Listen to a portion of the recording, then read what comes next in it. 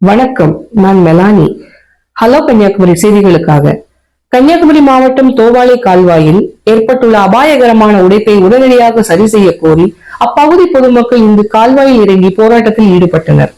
தோவாளை ஊராட்சிக்குட்பட்ட பண்டாரபுரம் பகுதியில் சில மாதங்களுக்கு முன்பு கால்வாயில் உடைப்பு ஏற்பட்டதால் தண்ணீர் அடைக்கப்பட்டது.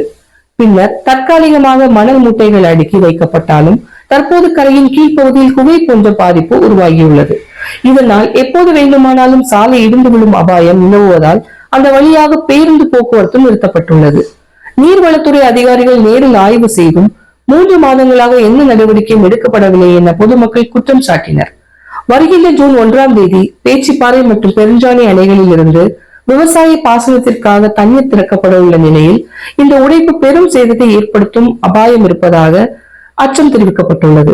மேலும் பள்ளிகள் திறக்கப்பட உள்ளதால் மாணவர்கள் போக்குவரத்தும் கடுமையாக பாதிக்கப்படும் சூழல் ஏற்பட்டுள்ளது.